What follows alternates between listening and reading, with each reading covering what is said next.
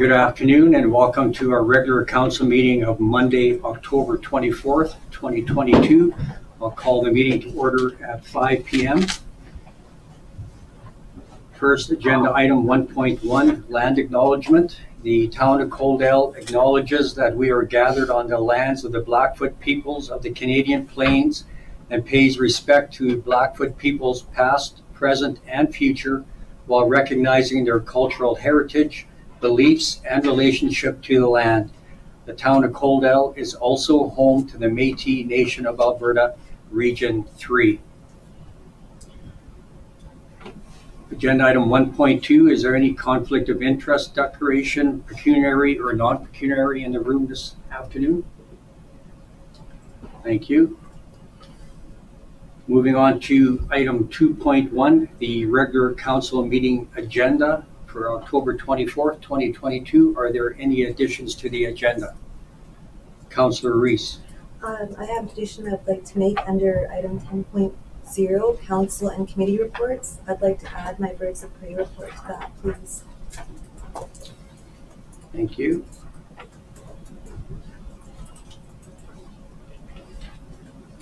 Are there any other additions to the agenda? Seeing none, could I get a motion to approve the agenda as amended? Deputy Mayor Pickering, any further discussion? Seeing none, I'll call the question. All those in favor? Carried unanimously. Thank you. Moving on to agenda item 3.1, the regular council meeting minutes from October 12th, 2022. Were there any errors or omissions in the minutes?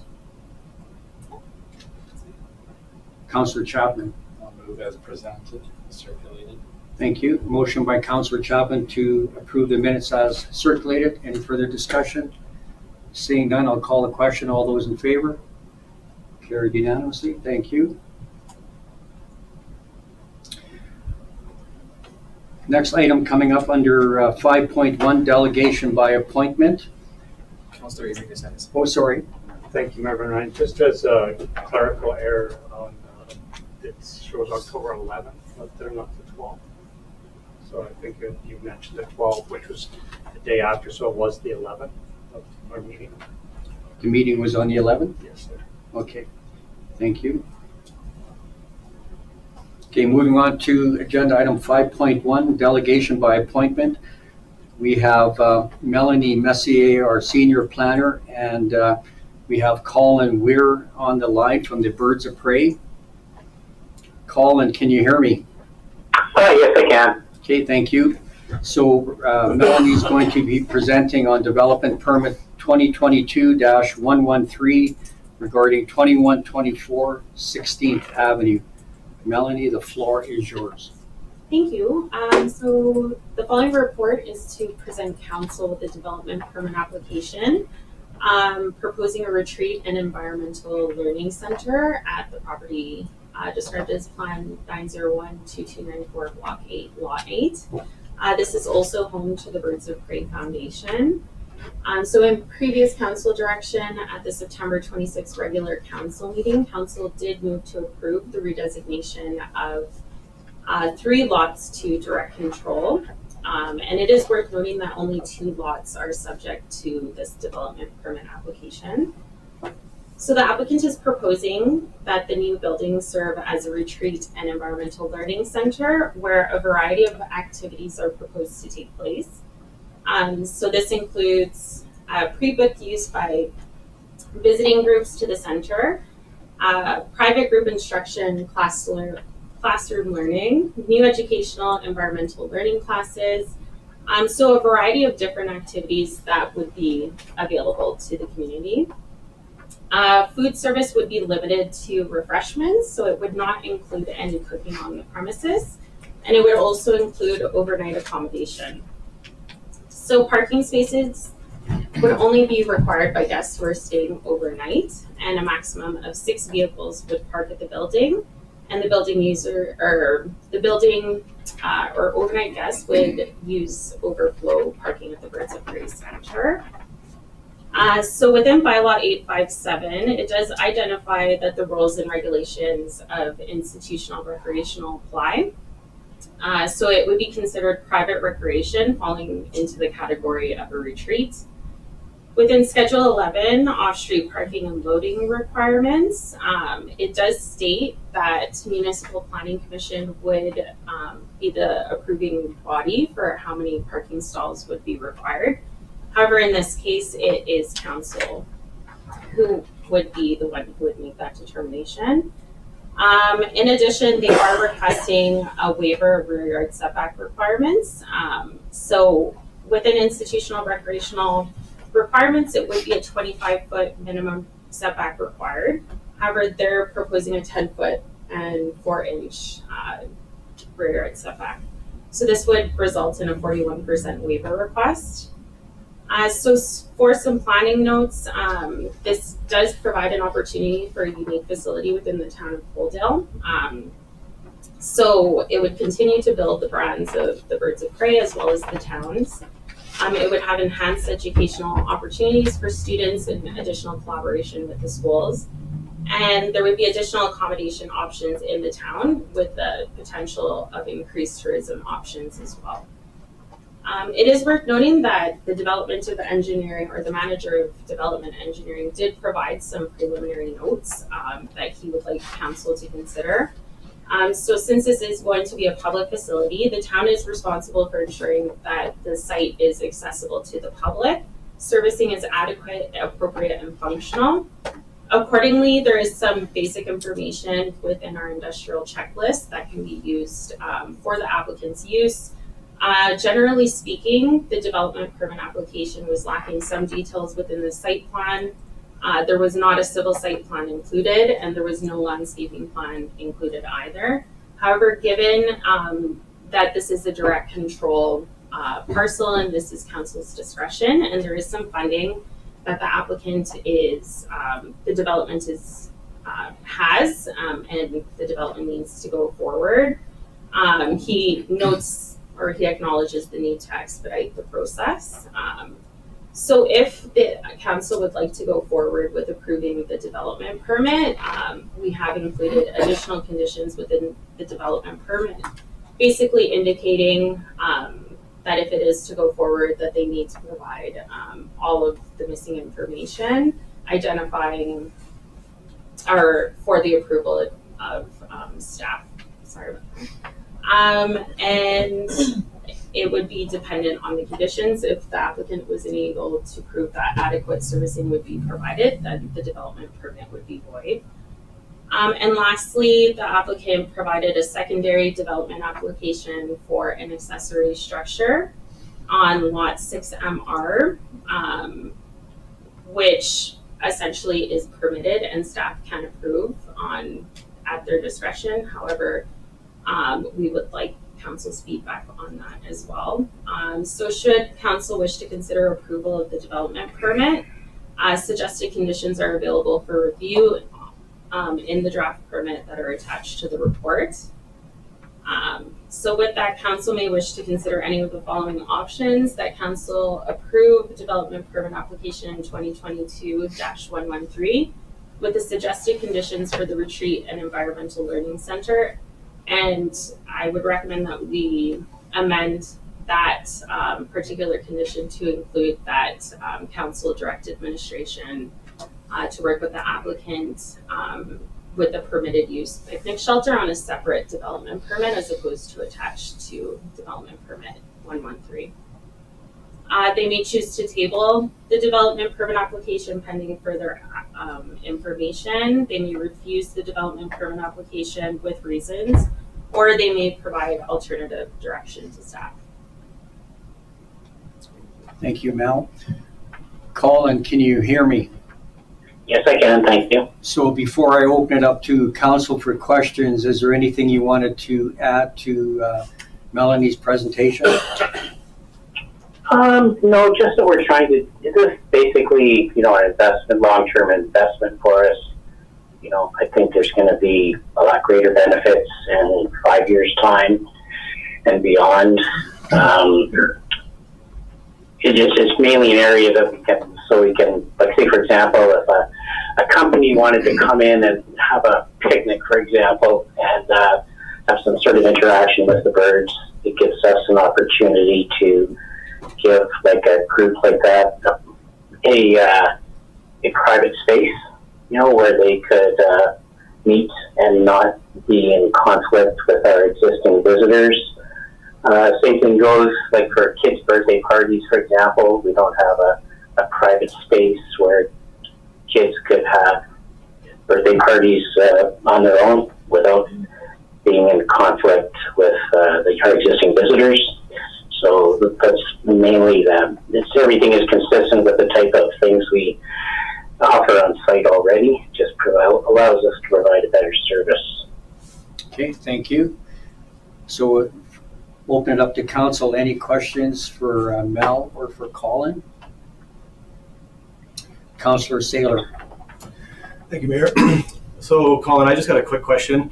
About 6 months ago, we had the Friends of the Birds of Prey in here, and they were making a big stink about how the rec center was going to be such an eyesore, and this piece of land, we couldn't move it because it was going to affect the birds in the wetlands. But then here you are 6 months later, putting an application to put a giant building 3 meters away from the water. So I'm just confused. So is this not going to affect the birds as well? If the structure a kilometer away is going to affect them, is this not going to be an issue? Or can you clarify that for me? Sure. It's more about the degree of activity, human activity that's going to take place. So like one of the concerns with the high school is like, you know, the location of the football field, for example. There's going to be like, you know, several hundred people there at an event, for example. We're here with this structure here. You know, there aren't going to be, you know, those sort of loud activities with the same number of people. And just in general with the high school, I think it was more, you know, about, you know, when we started this project, you know, going back 20 or 30 years ago, and as recent as 10 years ago, the long-term plan was for that entire area to be wetlands and habitat area. And so it's more about, not necessarily about the high school, but just when you start bringing in hundreds of houses and all the traffic that's coming to the north side of Coaldale, the roads, and you know, you've already gone over in a lot of detail already, hearing about the traffic congestion, and I think it's more about that type of disturbance to the area and displacing what was supposed to be there.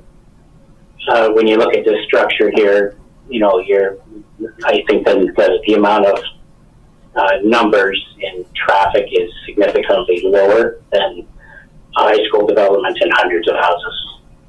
So that's the main difference between the two developments. Okay, thank you, Colin. Does that answer your question, Councillor Saylor? Yeah. Okay, thank you. Any other questions, comments? Councillor Reese. Thank you, Mayor Van Rijn. I'd like to make a motion that council approve the development permit application 2022-113 with the suggested conditions for the retreat and environmental learning center. And like Mel said, the picnic shelter should be separate for the reasons that she mentioned earlier.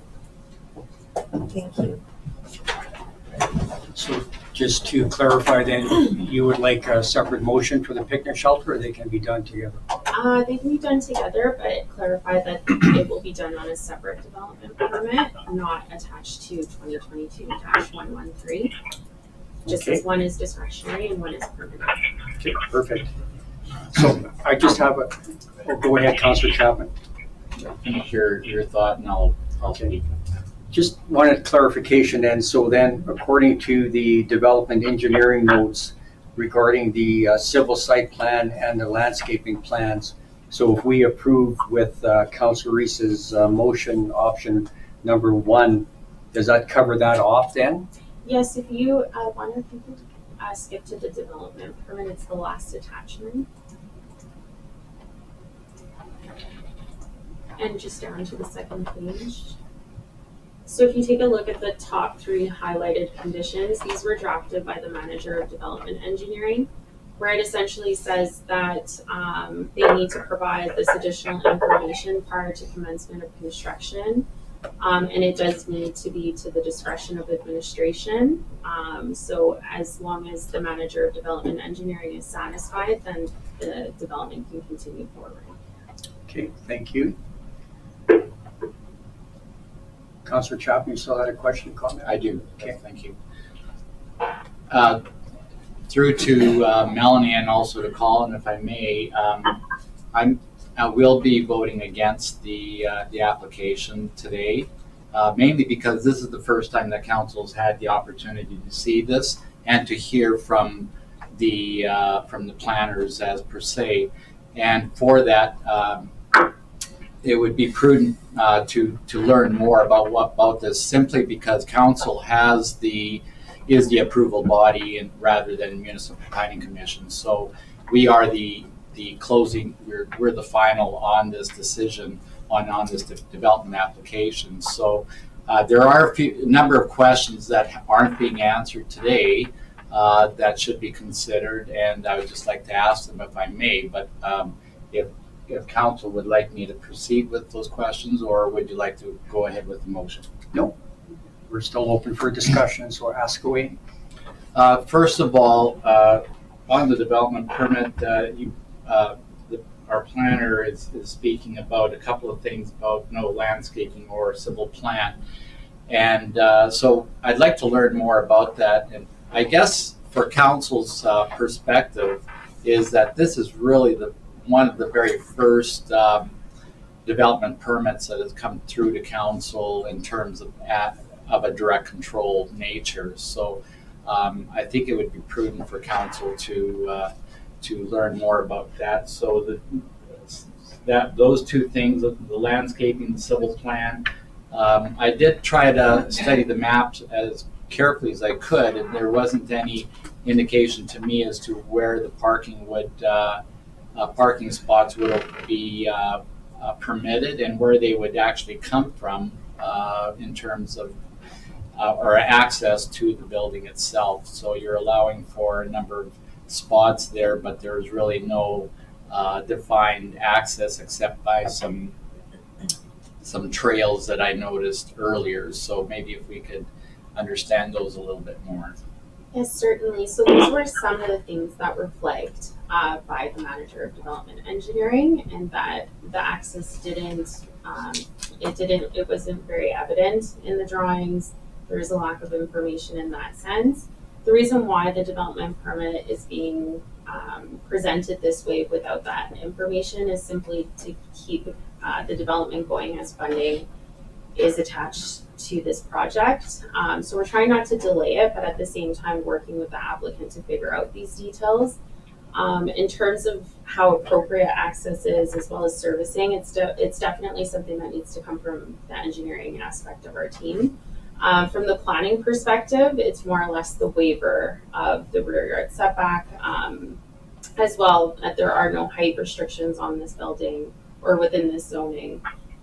So these are things that do need to be worked with the manager of development engineering. I wouldn't be able to say what is the best route for that. In terms of parking, they are to be located directly next to the learning center. So there are 9 stalls that are allocated for overnight guests, and then there's the overflow parking that is the current parking of the Birds of Prey Center. Mm-hmm. Deputy Mayor Pickering had a question. Yeah, I have one to Melanie. Why does he need the setback again? Is this on the picnic part of it, or is this on the actual learning center? This was for the learning center. For the picnic, a shelter, that's to the discretion of the MPC or to council. However, it's in close location to other structures that are already existing. So that's not as much of a concern. There isn't a large concern for the waiver of setback requirements, just because it's abutting a lot that he already owns, or not owns, that we own. So maybe I can ask Colin the question for the rationale for the rear yard setback and see if he has any commentary on that. Colin, did you hear that question? Yeah, there's a few there, and I guess I could start with Councillor Chapman's questions. So you talked about parking was one, right? Yes. And the other one was road access, and the other one was landscaping. Landscaping and rear setback. Yep.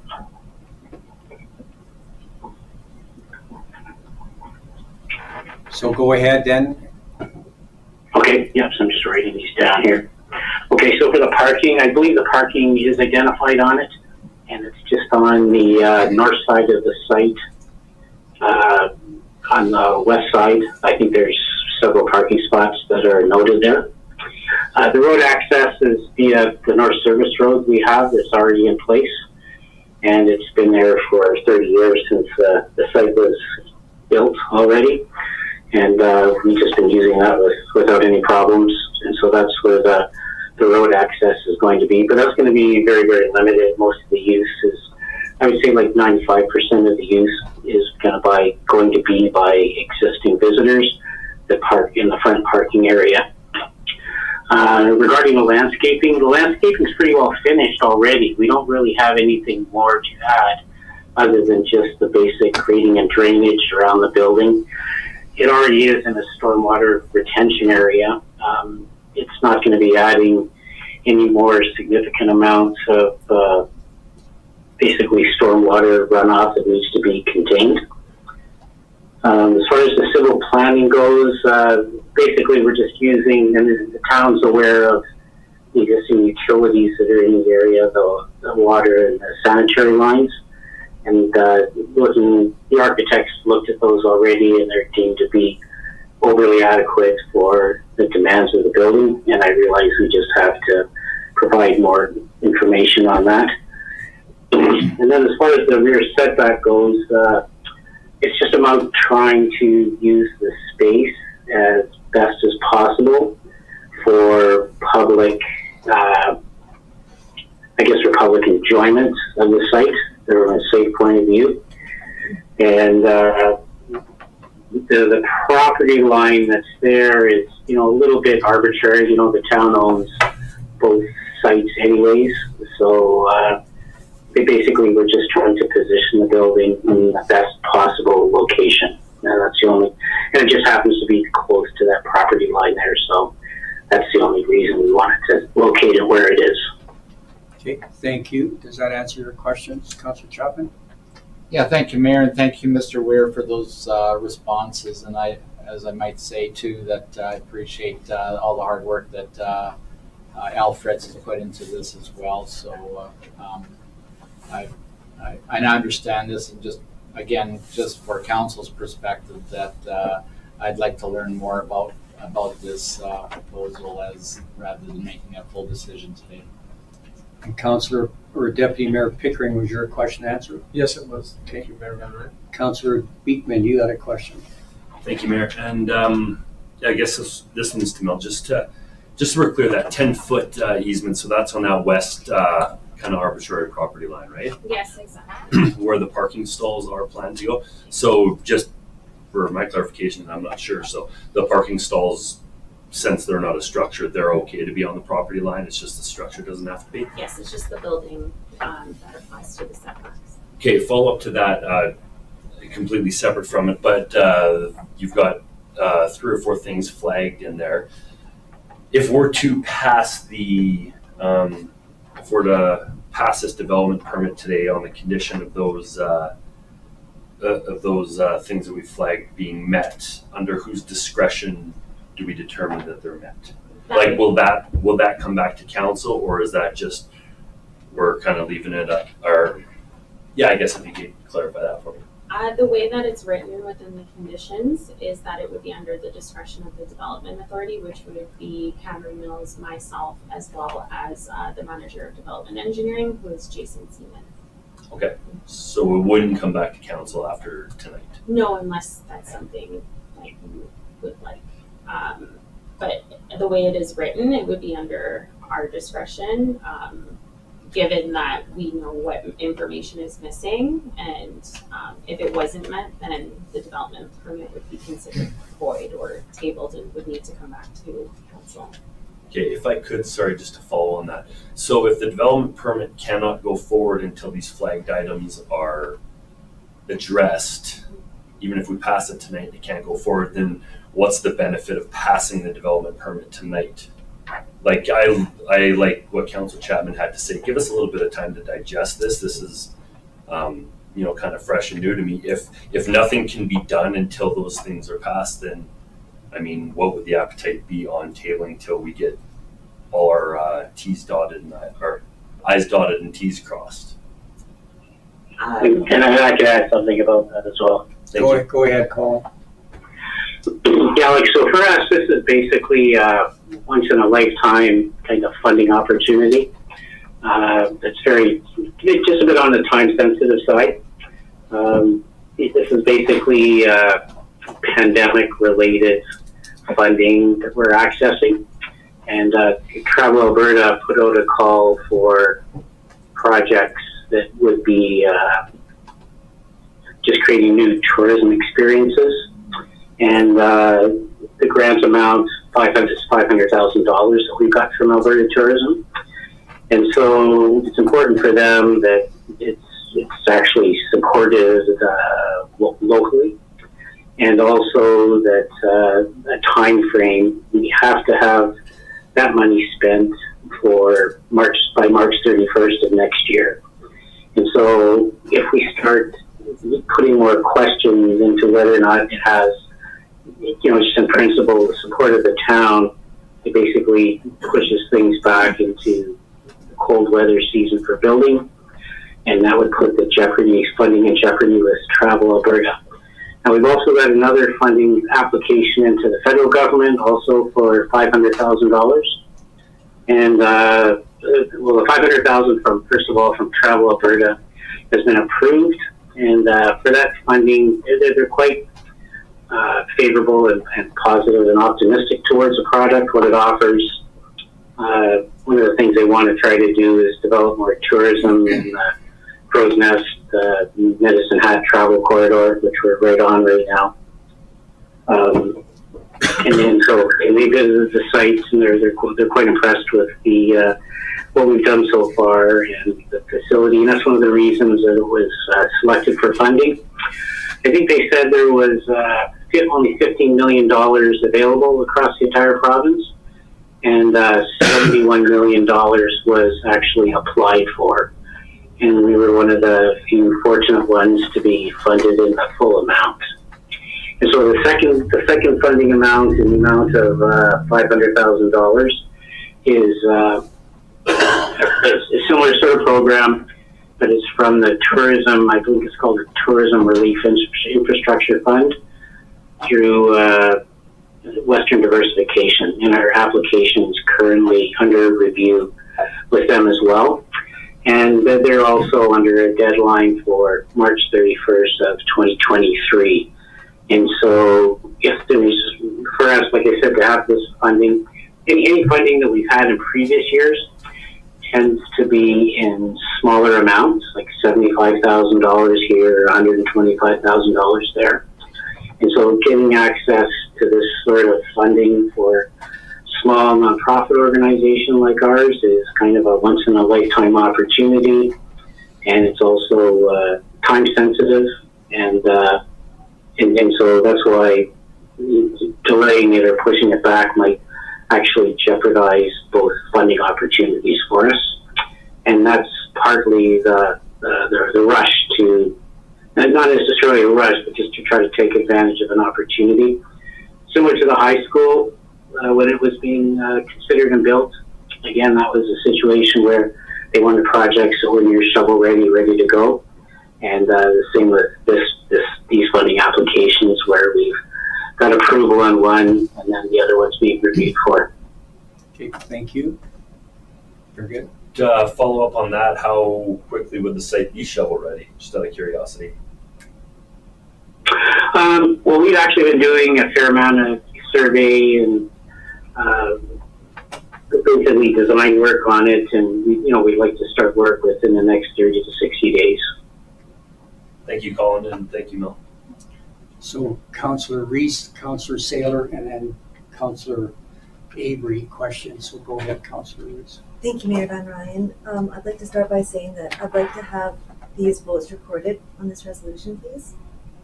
And my second thing that I wanted to say, can I make an addition to my motion just to add having them come back once they meet these two requirements? Well, just say your motion out as you would like, and then we'll see if we accept the friendly amendment.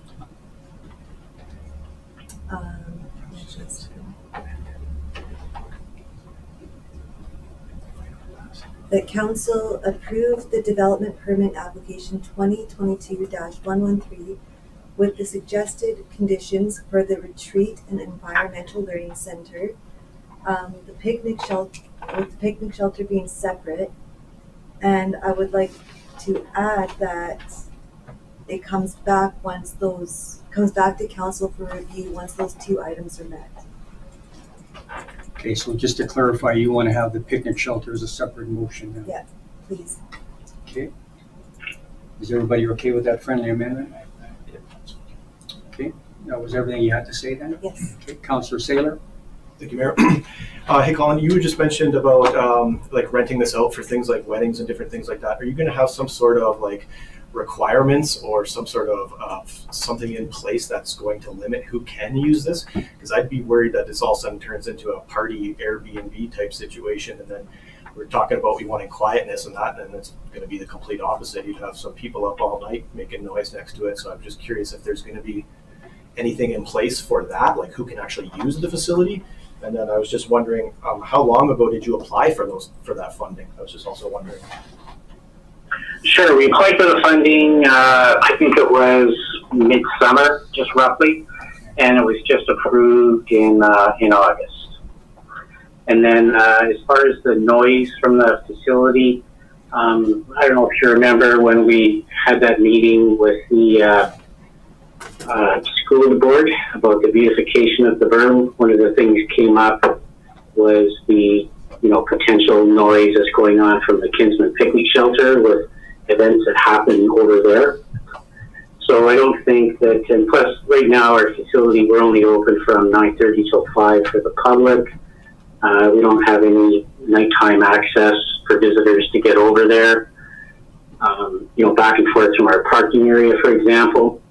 The type of events we might rent them out for example, is, once we had a meeting in one of our other facilities where the town of Coaldale wanted, and the county and the SRMID wanted to use our Natural History Center for an event during the daytime. It was for, I think, the funding announcement on the Moy Basin project. So we're already doing events already on site. And so, and you got to keep in mind with our birds and being a nature center, it's, running an operation where it's fairly, quiet and respectful as far as disturbance goes is important to the success of our facility as well. And, I think there'll be a lot less disturbance and noise that comes from the existing developments that are going on around the site already. Including what happens with the picnic shelters and the Kinsman Picnic Shelter at times. Okay, thanks, Colin. That answer your question? Yeah, no, if you're not concerned with it, then I'm not concerned with it. Okay. Councillor Avery. Thank you, Mayor Van Rijn. And so mine actually is just a little bit more of what Councillor Saylor was asking. So for renting these rooms, are they by the night? Are they by the month? Is it something that's going to be in competition with some of our other businesses that are in town? Is it going to be on Airbnb? It is a retreat, so can you rent it for a week or a month? How does that work? And is there a business plan that can be shared with the town for this facility so we can kind of get a little bit more of what the facility is going to be when it's done? Okay, so as far as like existing, first of all, I think the town is probably interested in seeing more accommodation in town, because I think it's been discussed in previous years that the town would love to have a for example, a new hotel come in along the Highway 3 corridor. But with this type of project, I don't think there's going to be any competition with the existing places or ones in the future. It's mainly for people if they wanted, for example, to take lessons on handling birds of prey, for example, or if they want to do wildlife photography in the evenings when the facility was closed. And also it's something that we would charge. We as far as what we have in mind, we don't really have a detailed business plan about how and where we're going to actually make the rooms accessible for visitors just yet, because that's still at least a couple of years away. But it's mainly for visitors to the center who are interested in nature, using the place, as a retreat, for example, taking bird courses. There's always a possibility it could be short-term accommodation for staff that want to come and stay with us as a learning experience for an internship, if they come from a farther distance away. So those are the sort of things that, as far as what we would charge, we were thinking, like stay at the Coaldale Motor Inn. By the way, we've had lots of good comments from visitors who have stayed at the Motor Inn, where they've said it's greatly exceeded their expectations for the value. And I think a lot of times they're charging less than $100 a night, where with us, if someone wanted to stay, it might be more than $200 a night. And plus, there'd probably be some desire on their part to take courses, for example, photography, bird handling, that sort of thing. And so it's really a totally different demographic than I think what existing hotel operations would be appealing to. Okay, so I guess Okay, thanks, Colin. That answer your question? Okay, Councillor Reese? Thank you, Mayor Van Rijn. And through to Colin, I wanted to touch on something that you just actually briefly mentioned about the overnight accommodation rooms will be a premium style accommodation, likely costing 50% more than rates in Lethbridge or Coaldale. And you're going to be doing that in order to sort of limit the foot traffic that's going to be coming into your facility. Is that correct? Yeah, that's correct. So even this is something that's probably mainly going to be used during the summer months only, primarily during the peak summer season. And it's not something where we'd be, lowering the price per room just to fill rooms at night, for example. Our idea is to try to use it with some sort of connection with their interest in nature and accessing the center. Okay, thank you. And then Councillor Chapman had a follow-up question. Yeah, thank you, Mayor, and through to Melanie. I would just simply ask on the conditions that you're proposing here. I'm just curious as to how those conditions could be met within the time frame that Mr. Weir is applying for the funding. It seems to me that there might be an issue there in terms of the funding timing. He needs sounded like 30 to 60 days for that funding approval to come through so that he can get started. If those conditions can't be met within that period of time, how is that going to affect things? Well, it really depends on the quality of drawings. Jason Siemens can review them, provide commentary, and our department's pretty good at prioritizing high priority applications, so we're more than willing to work with them, but we're also not going to just push applications through if they don't meet the conditions that are laid out in the permits. Thank you. I'm just really concerned about how fast this is going through. I mean, this is the first we've really heard about this. Mm-hmm. I know I've asked at several meetings ago to understand better as to what the direct control was being focused on, and so I finally got that answer today.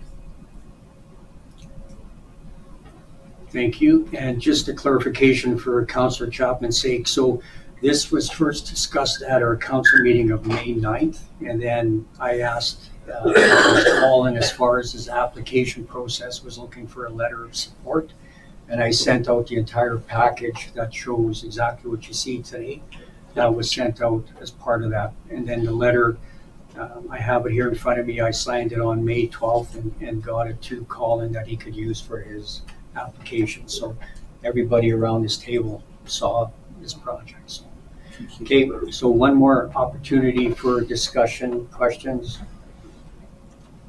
Just to clarify then, as per Councillor Reese, we're going to break this into two motions. One is that the council approve development permit application 2022-113 with the suggested conditions for the Retreat and Environmental Learning Center. Correct? Correct. Okay. Any further discussion?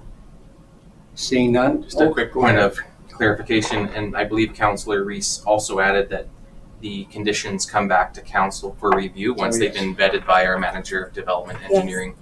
Yes. So essentially, just to translate it into different language, it's the development permit here, except the conditions are going to have one further step, that once they're vetted by the technical staff of the town, the notes of the vetting of the outstanding items would come back to council one last time, if I understand correctly. Yes, thank you for catching that, Colin. Okay, thank you. Any further discussion on Councillor Reese's motion? Seeing none, I'll call the question. All those in favor? Opposed? Carried unanimously. Thank you. And then the second motion that council approved development permit application 2022-113. Is that number going to change now because we're doing two motions or not? So it will be a different number. We can use dash 120. So then that council approved development permit application 2022-120 with the suggested conditions for the picnic shelter. Any further discussion? Seeing none, I'll call the question. All those in favor? Carried unanimously. Okay, thank you very much. Thank you, Colin, for your time. Okay, thank you to everyone. Thank you to all the council members. Take care. Thank you.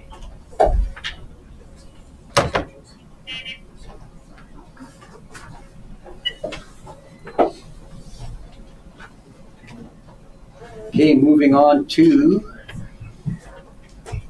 item 7.1, the land rezoning bylaw 858-P-10-22, urban reserve to direct control, first reading, and we have our Director of Growth and Investment, Cameron Mills, presenting.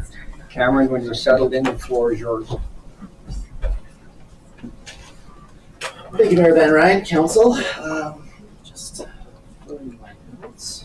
So, we have before us today is an application for a rezoning of parcel of land within the town of Coaldale, legally described as Lot 4, Block 3, Plan 731049, with the application to rezone the parcel from urban reserve to direct control. The bylaw provided is being presented today is for first reading. In the event that first reading is granted, of course, we'll have an opportunity to have a public hearing on the matter in advance of providing second and third reading to the bylaw. So the property in question is a residential acreage within the recently annexed lands located to the north of Highway 3 along 18th Avenue.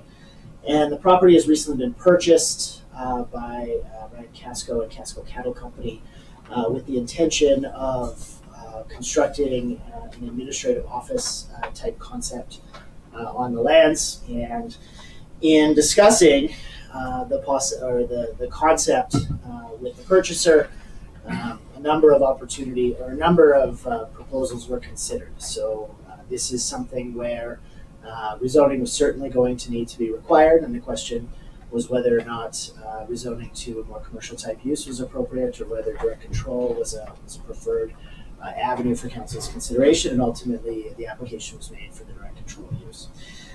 So the proposal, and again, these are always a little bit tricky, the proposal that will come forward as a development permit should direct control be granted would be for an approximately 5,000 square foot office space type building in the location where the existing house is located, and that would support between 6 and 10 administrative staff. There would also be a greenhouse located on the parcel of approximately 800 square feet, along with a large garden, with the intention of keeping the property in its existing park-like setting, which means that there wouldn't be an intention to develop it with sort of a high intensity of asphalt or things like that. That would be typical of a commercial use that you might see around McDonald's, for example, and things like that. Longer term plans that the applicant has discussed would include potentially the outdoor space for weddings or things like that, barbecues, if they were hosting a small number of clients. And other community-oriented features, and we've provided renderings of the proposal, which were prepared by Douglas Bergen and Associates, which are attached as part of this report. Maybe we can just skip to those really quick.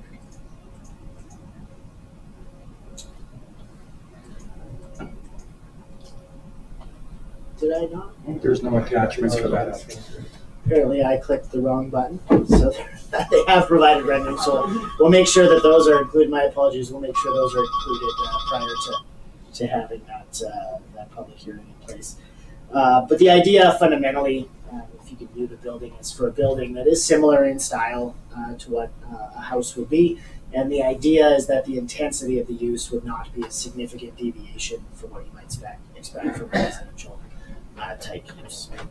So the lands are currently zoned urban reserve, which is a zoning that's applied fundamentally as a placeholder for annexed properties until a more suitable urban designation is ultimately provided. And currently no area structure plan is in place for this part of the community, which would generally provide direction in terms of potential future development of the property as well as the adjoining lands. And for that reason, in particular, the direct control zoning is deemed typically more suitable, particularly for the short term, as it would allow for a decision to be made on a more specific proposal rather than the risk of future development occurring that's not in line with the ultimate design as part of Coaldale. So for example, if an application for a commercial type zoning was applied for in this particular case, again with the idea of this type of use, the difference here is that with the direct control zoning, the zoning would fundamentally limit what would be developed on the site to what is contained within that proposal, so this office type use. Whereas a commercial use, commercial zoning, once it's in place, would open up these lands to any number of other commercial type uses, a convenience store, potentially a restaurant, things like that. So definitely higher intensity uses. So the advantage of the direct control district is really that it allows us to limit the scope of what would ultimately be built there and provide for council with significantly more control in terms of managing that property until a more comprehensive plan is developed for the broader area. So with respect to the proposal, the bylaw that's provided fundamentally allows for what currently exists within the existing zoning. So within the existing urban reserve zoning, I've got that here, if I may. So currently the urban reserve zoning provides for accessory buildings, cultivation of land, day homes, dwellings, agricultural operations, home occupation type 1, and public recreation uses as permitted uses, and then also as a number of discretionary uses which are considered. The bylaw that's provided provides for no change to those uses, but simply provides for consideration of alternative uses on a case-by-case basis that be brought forward to council, and again, which would involve the general public's consideration as well. The proposal is that anything that would exist within the permitted use of the urban reserve zoning would remain fundamentally a permitted use on the lands and would be dealt with administratively, and anything else would be brought forward before council.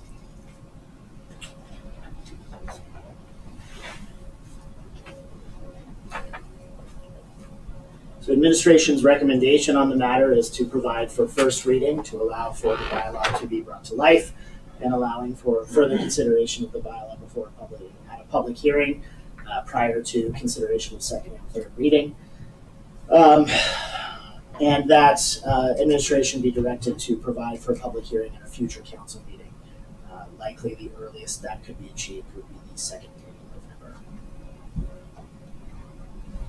Thank you. So just for clarification, we have some adjoining landowners with us this evening. If you could just go through the process so that everybody understands in the room what's happening. The zoning process. Yes. So rezoning is a bylaw. And so when we do bylaw amendments, rather than a development permit is something that's decided upon in a single sitting. When a bylaw is done, it requires 3 readings to be approved. The first reading is typically just something that creates the bylaw so that it exists so that we can discuss it. And then what we do is we basically park it, and then we advertise the existence of the bylaw, so we put it in the newspaper, we send letters to adjacent landowners, things like that, provide everyone with a bunch of information, and then we have a public hearing. So we ask anyone that is interested in it to speak. The landowner will come make their presentation, adjacent landowners can make their presentation, really anyone can come that feels that they have an interest in it can provide their thoughts.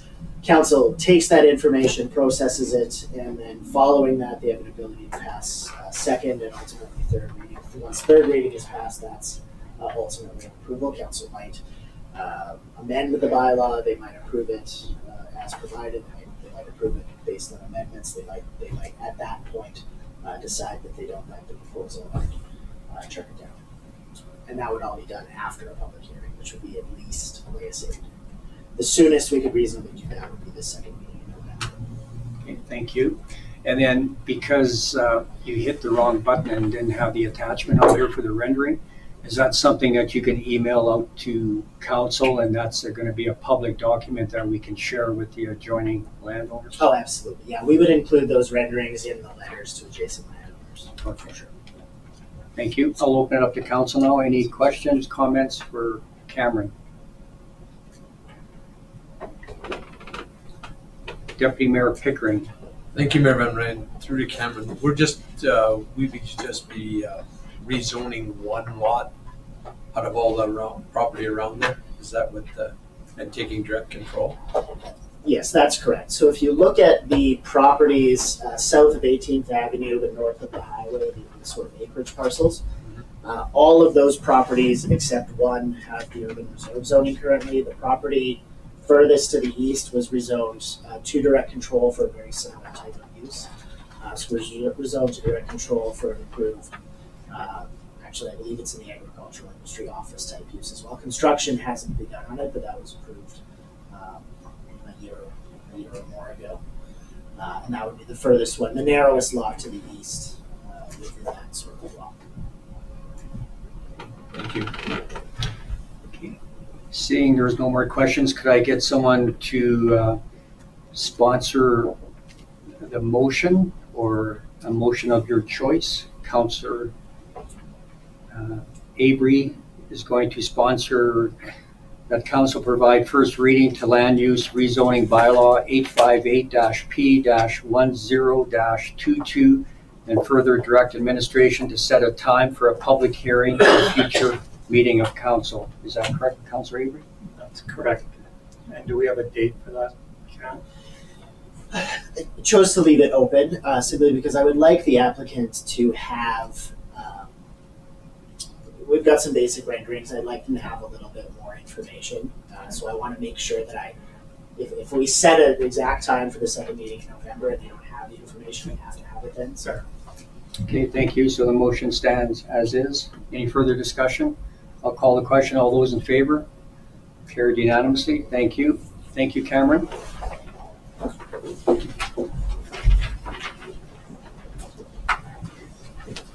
Moving on to agenda item 8.1 under new business, the Coaldale Cemetery Columbarium report and recommendations. We have our Director of Operational Services, Justin MacPherson, reporting.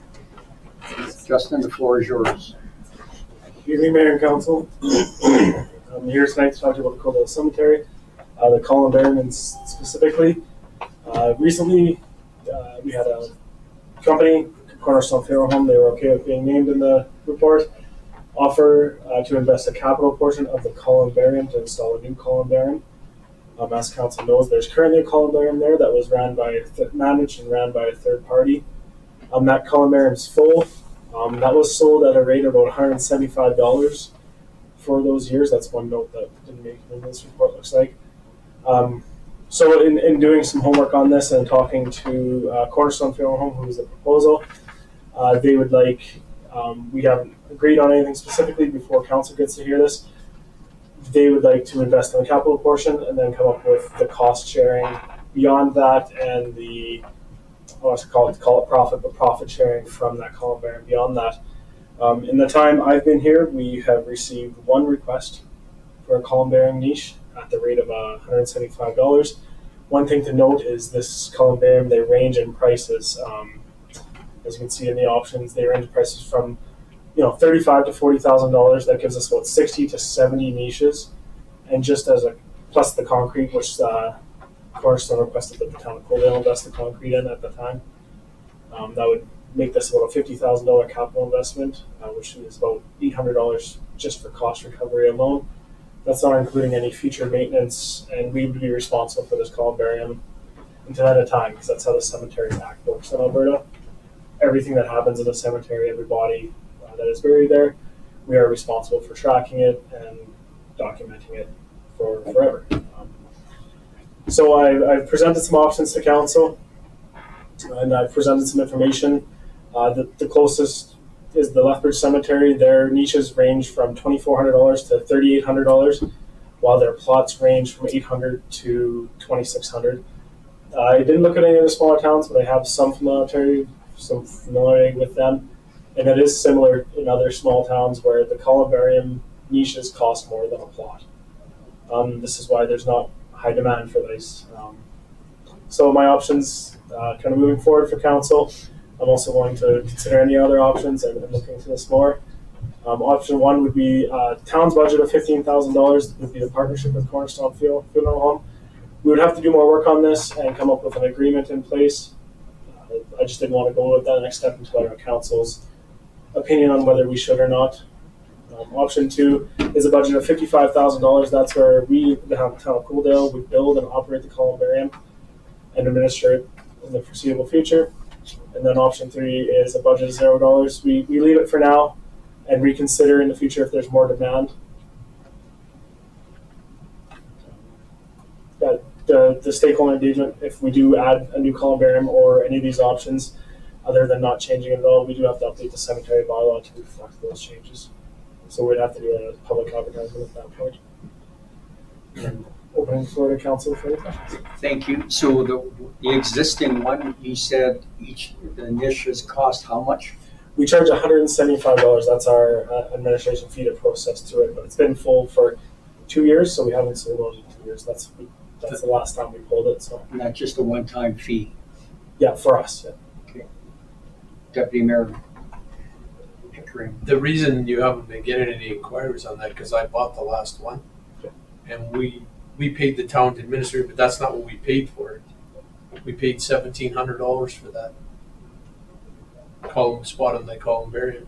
So, as you're saying that the plots are selling for less than that, time you go to put a vault in the ground with the town or whoever does it, you're going to be looking at probably $3,000. So that's why you haven't been. I mean, I've been approached before about this. So And then plus there's a headstone involved then too that you have to pay for. yeah. So on that, it's basically when you get your spot, that's it done. Like, so then there's zero maintenance on that Columbarium. Okay, thank you. Councillor Reese, then Councillor Chapman. Thank you, Mayor Van Rijn, and through to Justin. I'm just looking for some clarification on request for proposals. Would it be up to the potential companies or businesses to reach out to the town once an RFP goes out, or can the town send it out to the funeral homes preemptively? So the question I think is that we were approached by a funeral home to do this. So would it be wise then to put out like if we need one, should we put out a RFP to see if there's anybody else that's interested in doing this? Yes, that's something we can do. That's something that I would recommend if council so wish to go through working with another company. And can you just explain for our guests how an RFP works? Yeah, so an RFP, this would be a request for proposals based on providing a service and a product. So usually when we just buy something like a truck, we send an RFP through the local dealerships and we choose the dealerships, and the purchasing policy gets set through council decides how many quotes we get, up to $200,000, and then that goes to EPC, which is the Alberta Purchasing Connection. For something like this, it would be, I would most likely approach all the local funeral homes within the region and say, this is what has been proposed. Would you like to propose the same thing? And we'd have to create a document to represent that.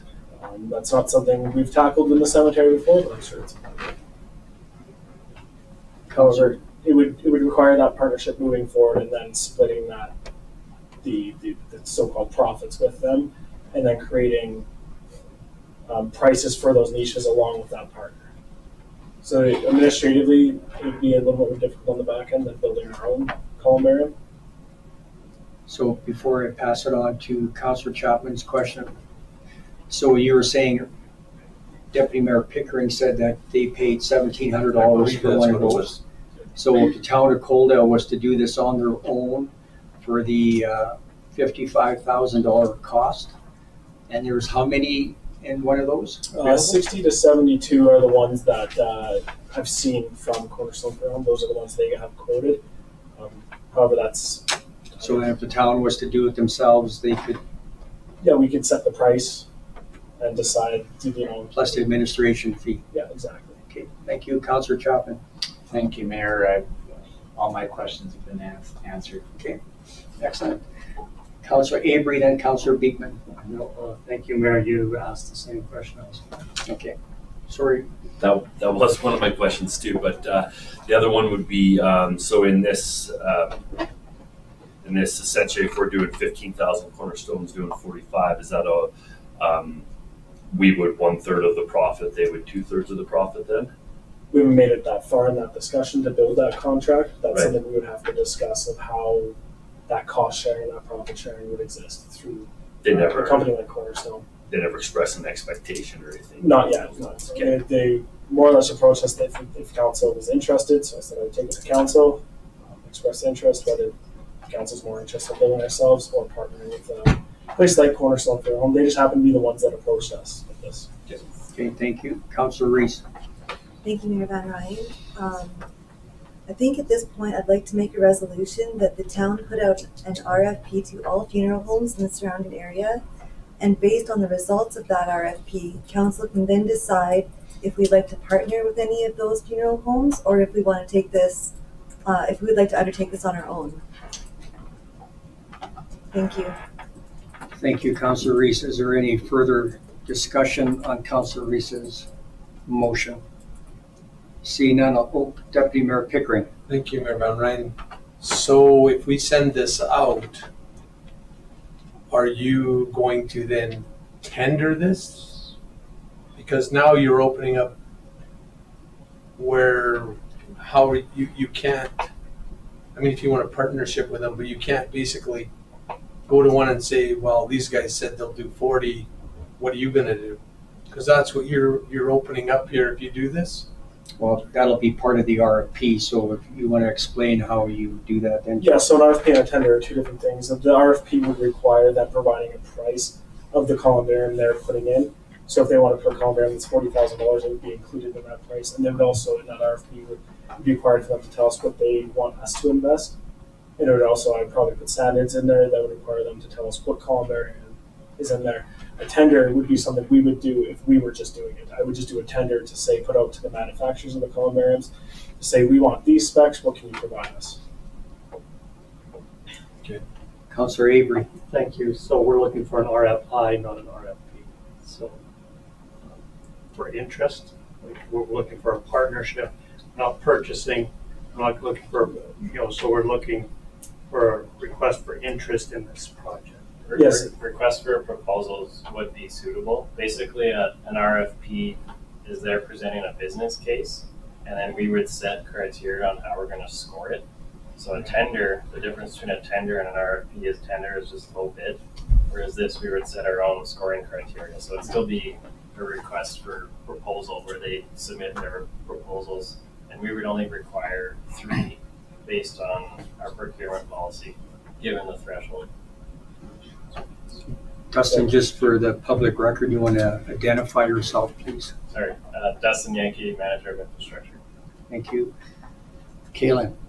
And just to add to the RFP discussion, we also have templates with the boilerplate language that protects the town, where we're not under any obligation to award it to anybody who responds to an RFP. So functionally, you're allowed to see what's in the best interest of the town without committing yourself to anything, because you may not end up liking any of the proposals. Satisfy your question? Thank you. Councillor Chapman. Thank you, Mayor, and maybe through to Justin. My only question is once the Columbarium is full, does the contract or the agreement kind of end and then it turns over to the town from that point, or like maybe you would add that into the RFP what the proposal would be at the end of its life cycle?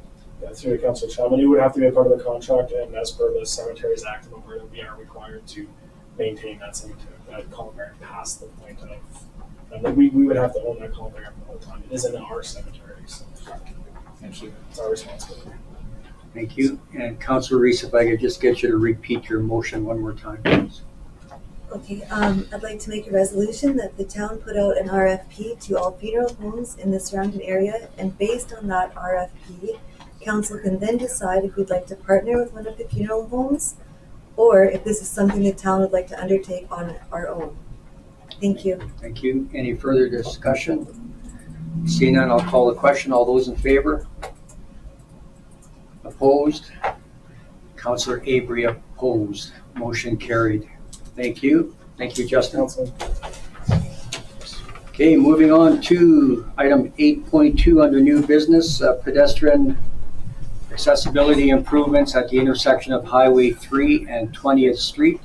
And we have our Manager of Infrastructure, Dustin Yankee, presenting. Dustin? Mayor. The objective of this report is to provide council with some information regarding an opportunity to complete pedestrian accessibility improvements at the intersection of Highway 3 and 20th Street, which is Highway 845, alongside one of Alberta Transportation's projects that's planned for the spring of 23. Just going back, so on August 5th of 2022, council received a letter from Christina Scott, and she's actually here tonight. Appreciate you coming, Christina. Hi. She's a member of the Access Coaldale group, whose objective is to find areas in Coaldale that are not currently accessible and identify improvements that could be made in the future. So in her letter, she identified certain constraints with the intersection that are restrictive to those with disabilities. And administration has since forwarded this letter to Alberta Transportation and CP Rail to determine when and if any improvements could be made. So we did hear back from both parties. Alberta Transportation offered to basically expand the scope of one of their projects that's coming up. So they're doing an overlay project between Highway 512 and Tabor in the spring. With that project, they're also actually doing intersection upgrades at this intersection to the southwest quadrant. So council might be aware, it's been something that's been talked about many years in the past, but Alberta Transportation is planning to increase the radius of that turning lane. So basically, it'll permit traffic to have a bigger space for turning movements, larger trucks, so that it no longer has to drive on top of the sidewalk. So that'll also improve the safety of the intersection. So basically with that project, they also offered to look at some of the items that Christina mentioned and offer to the town if they wanted to increase the scope at their own cost to do any further work with the construction crews. So if you just zoom out a bit on that one, Lana.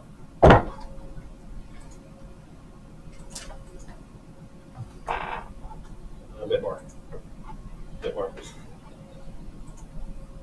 And scroll up. So that red area, I met on site a couple of weeks ago now with one of their representatives, and that's another area that they're going to look at upgrading is the approach to the CP rail tracks. So they're going to improve basically the asphalt and the sidewalks as well. So So they've increased their scope under their cost to replace all of that sidewalk. And really the question for council is, do you guys want to invest as a capital item to improve the sidewalks within the vicinity? So the options really are, we can either widen them. Currently they're 1.2 meters, which is below the city of Lethbridge standard that we usually follow. And we can widen them by 2 feet to 1.8 meters. The other option that I wanted to provide council is we could replace all of the sidewalks. From my perspective, it'd largely be an increase for aesthetics and a small increase for level of service. The sidewalks aren't in terrible condition, but they are definitely a few years old. So there is the option to replace all of the sidewalks as an alternative to just widening them to 1.8 meters.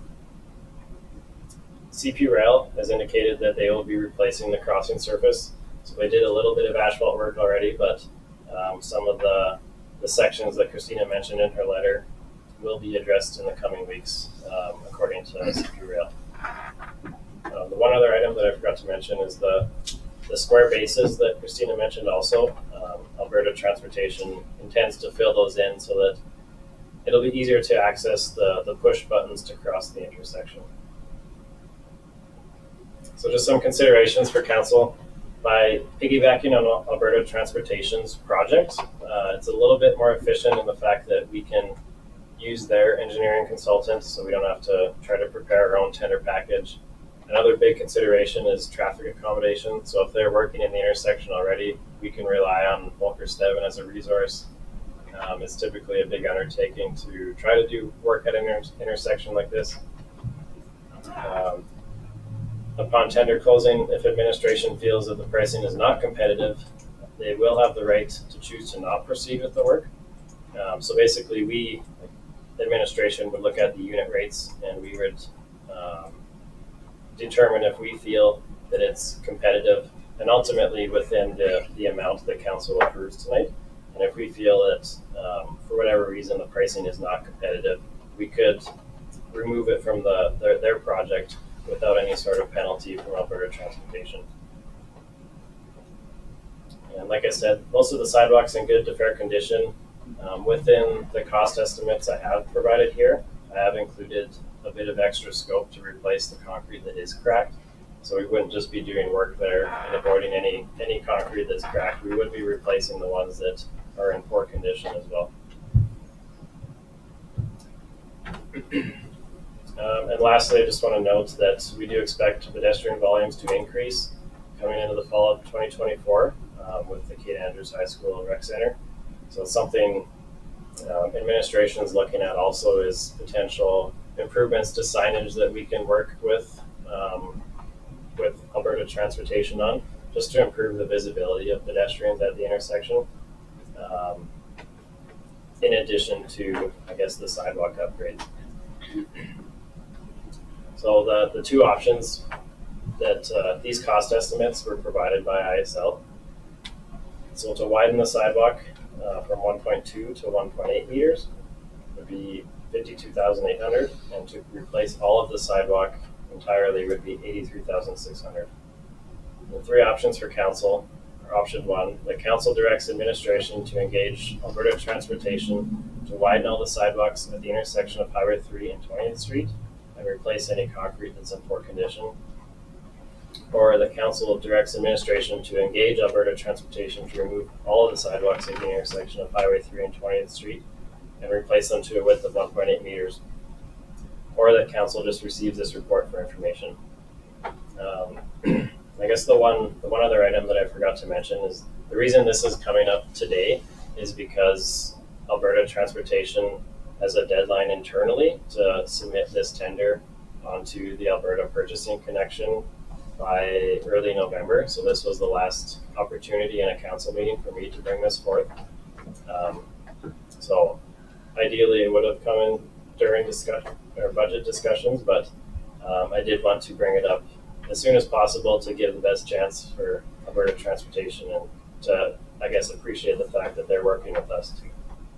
So my recommendation would be to just widen the sidewalks for now. One of the considerations with this also is that in the future there is potential for upgrades at the intersection. We do have traffic impact assessments still ongoing for development areas that look at the long-term horizons, so into the 20 to 25 year horizons that that may impose upgrades at the intersection. So I don't have an indication on when upgrades will be triggered by traffic, but that's something that we've discussed with AT at a high level as well. As the background traffic increases, what kind of investment they might put into it, and then trying to plan together on ultimately what the intersection might look like long term. That's everything I have. Any questions? Thank you. So then, as part of the motion, then option 1 would be the 52,800 then, and option 2 would be the 83,600? Correct. Okay, thank you. Christina, did Dustin miss anything? No, that was pretty thorough. I'd just like to say, as a wheelchair user, in my 11 years living in Coaldale, I've only crossed the tracks to go into downtown Coaldale a handful of times, because I just feel like the extremely high volume of traffic coupled with the very, very narrow sidewalks makes it very dangerous for me as a wheelchair user. I mean, my chair isn't super slim by any means, so if you can imagine trying to navigate very narrow sidewalks, well, semi-trailers and other high traffic is an inch or two away from you. It's very scary and very challenging. So I feel at least the widening of the sidewalks would make it safer not only for myself, but anyone wanting to cross that intersection. Thank you. Yeah. So before I open up to council, question then is, if we were to spend the 83,600 to get it all tore up and redone, are we looking at these future possible updates to that intersection that they're going to rip that out again? That's more or less what I was implying, is that if there was upgrades, the heightened risk that the newer concrete may also have to get removed. So I guess yes, to answer your question.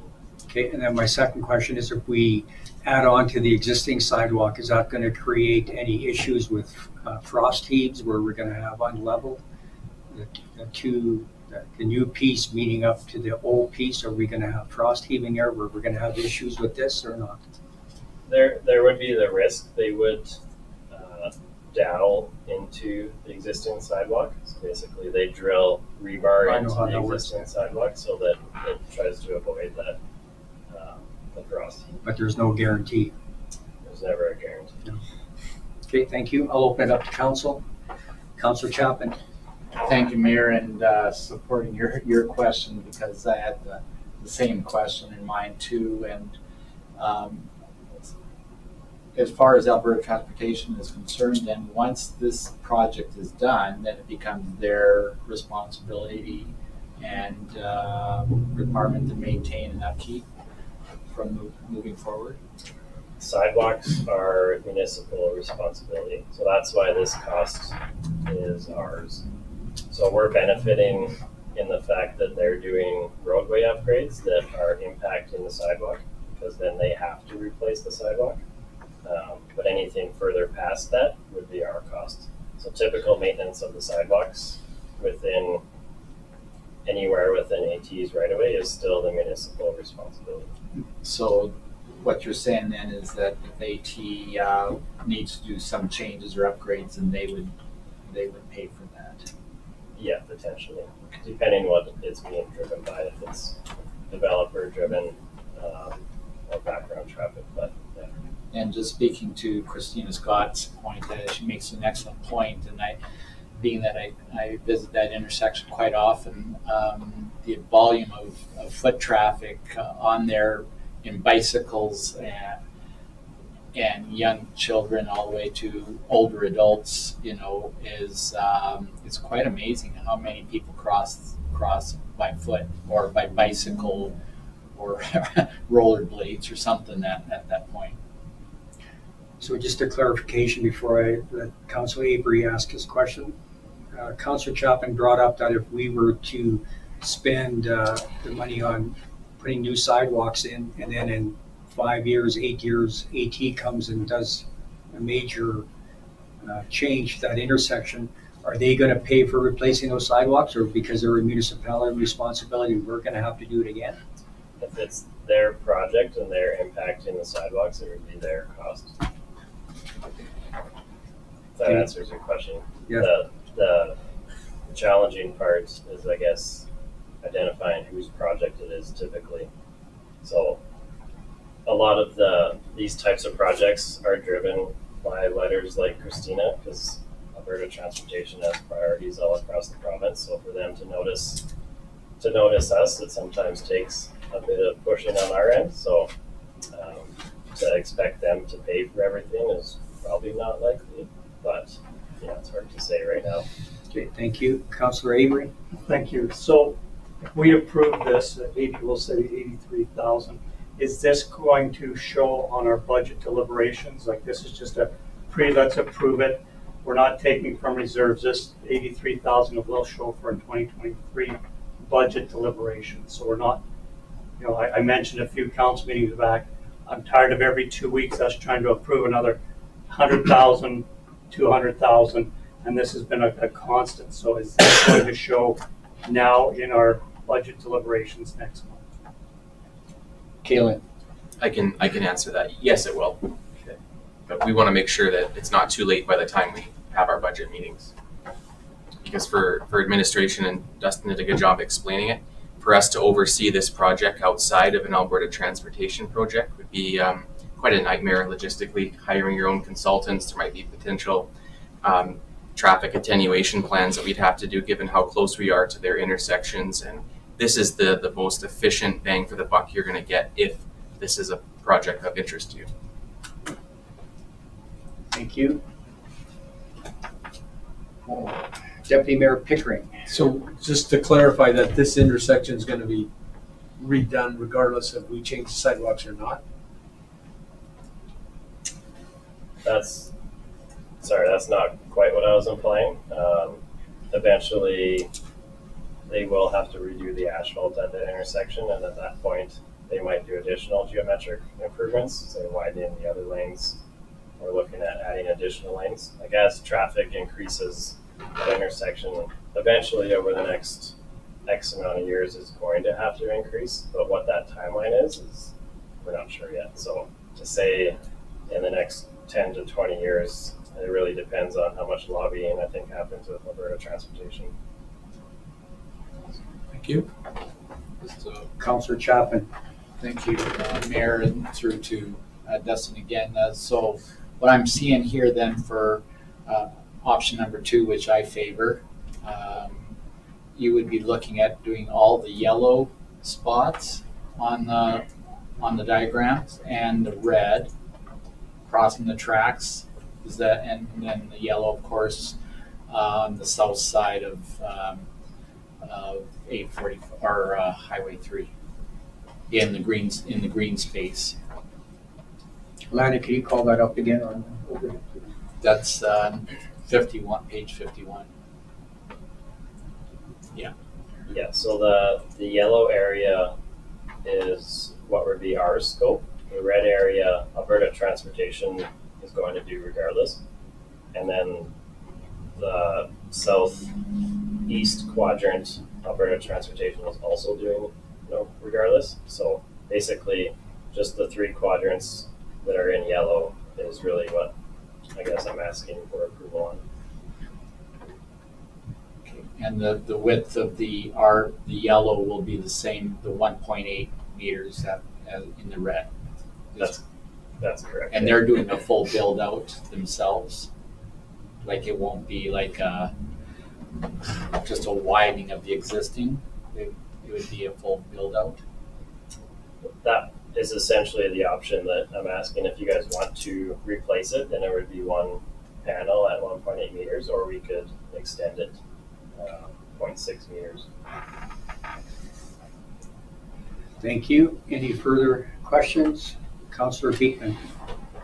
Sorry, I guess I'm just not quite clear. What AT's plan in the red would be to widen that to 1.8, correct? Correct. Their main goal in the red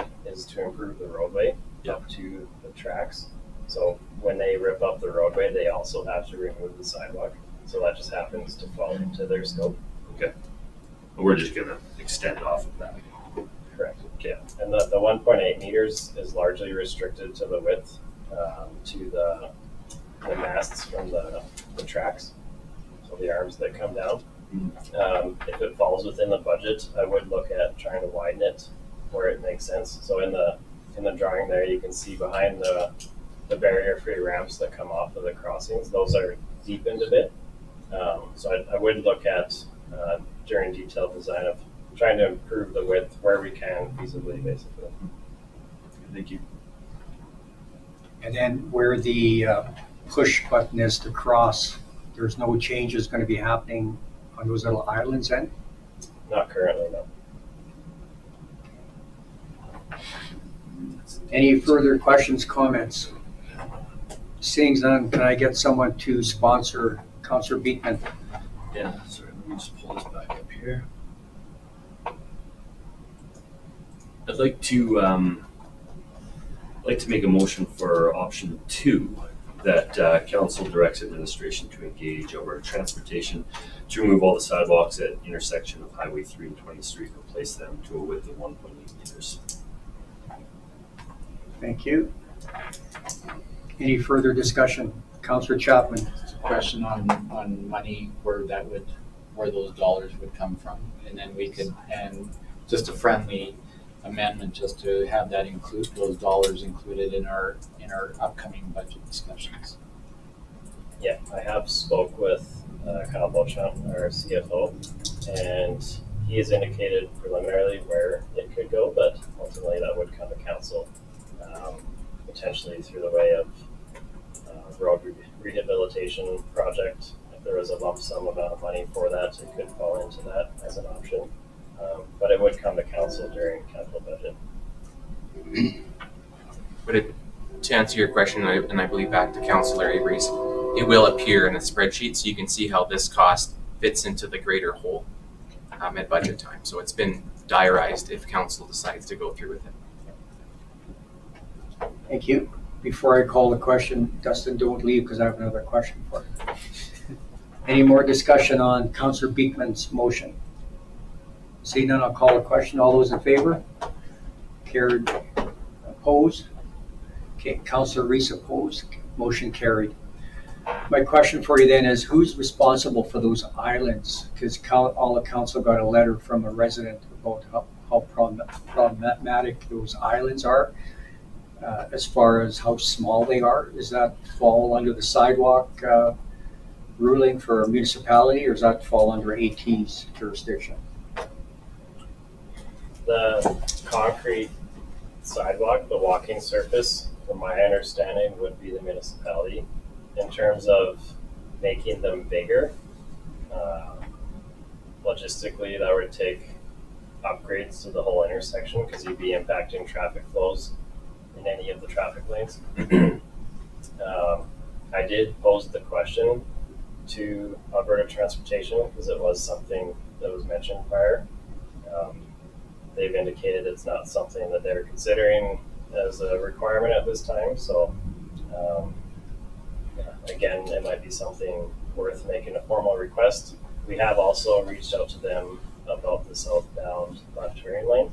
So they have ISL looking into that and I guess looking at the feasibility and if it's something that they want to pursue and potentially pursue with this project. I just had brought this item because of the time constraints to get it to them. So I do hope to have more information on upgrades to this intersection, but that's all I have for right now. Okay, and just a quick question for Christina then. When you take your motorized wheelchair up onto that island, is there room for you to do everything? There's room for me. I would say there's probably room for me and one other person. Like if Peter and I are going into town together, 2 of us can sit there comfortably, but I would say no more than 2. Would you agree with that? Yeah. Okay, thank you. Okay, well, thanks very much, Dustin. Mayor, Yes. can I just Yes. direct a question to Christina there? At the last Access Coaldale meeting, on the islands, the option of the cutouts were presented to us as an option idea. Yes. Do those cutouts provide more of a more accessibility for more people, for you and Peter and potentially another person? Does it flow foot traffic better, I guess is what I'm trying to say. I think it would, because, correct me if I'm wrong, Jason, at our meeting, we had talked about those cutouts being exactly kind of level with the asphalt, right? So I think it definitely would make it easier for foot traffic, as if the island is level and people can just get on it easier, as opposed to having a ramp. I mean, for me, I would say honestly, it probably doesn't make a difference, because my motorized chair can do a ramp onto the island. But I think having a flatter surface is beneficial. Yeah, If that makes sense. Yeah, absolutely. Thank you. Yeah. Okay, well, thank you, and thanks again for coming out this evening. Thanks for having me. Moving on to item 10.1, council and committee reports. We have Councillor Reese presenting on her committee she sits on, the Birds of Prey. Go ahead, Councillor Reese. Thank you, Mayor Van Rijn. So on August 30th, 2022, we had a joint meeting with Town Council, Administration, Town Engineers, and Colin Weir, the co-founder and manager of the Birds of Prey, for a site tour and walkthrough of the facility, so that everyone could see firsthand the aspects of each component and the depth of what it takes for the facility to operate smoothly and functionally. After learning about some of the complications that have arisen over the course of many decades within the wetlands and stormwater retention ponds, such as the erosion of some of the islands, town administration was able to find a grant funding program called the Natural Infrastructure Fund and proposed to apply for a $1 million grant, which would require matching dollars from the town. It was noted that the Birds of Prey Foundation may have up to $50,000 to contribute, making a total project budget of $2,050,000. Although this would represent a significant investment in ponds that have not been cleaned out or maintained well since their creation, it was noted that $2 million would not achieve as much as one would hope, given the size of the ponds around the center. Mayor Van Rijn, CAO Hastings, Manager of Infrastructure, Dustin Yankee, and myself met with Mr. Weir as a follow-up to the site meeting to inform him about the Natural Infrastructure Grant Program and to assess from his perspective what the big ticket priorities were. Council indicated it was important to preserve the islands within the East Pond and to clean out and define them better using riprap around the shoreline bases to ensure water flowed more freely between islands and thereby preventing us from having to do the same exercise again in 10 years. Council Council has directed administration to investigate and look into whether Ducks Unlimited or some other NGO could partner with the project to enhance it in any way. A new development that will be taking place shortly is the construction of a picnic shelter with an outlook point located inside the shelter so visitors can view wildlife through the binoculars that will be mounted alongside the edge of the north side of the shelter. And that's where things are at right now. Thank you. Any questions for Councillor Reese? Councillor Avery. Thank you. So I'm just curious, have there been any board meetings that you've attended? Not recently, no. However, I have met with Colin Weir a couple of times since we've all had that meeting with him as a representative on the Birds of Prey. Thank you. Yeah. Good question. I'd be curious to see when their AGM is, because that's something that hopefully is coming up sooner than later. Do we need a motion to adopt the report? No, Deputy Mayor Pickering. Oh, Councillor Deputy Mayor Pickering. Thank you, Mayor Van Rijn. So they've approached to get $1 million grant. They've already tried to get. Or Colin can explain how the granting process works. Sure. Most distinctly, we applied for $1 million grant under the Natural Infrastructure Fund. The town of Coaldale applied, but we also received, as part of that application, letter of support from the Birds of Prey Foundation. There is a matching component to the grant, So as you'll see in the upcoming budget deliberations, if we are successful in getting the $1 million grant application, we have some options for council on where the various funding sources, matching source could come from.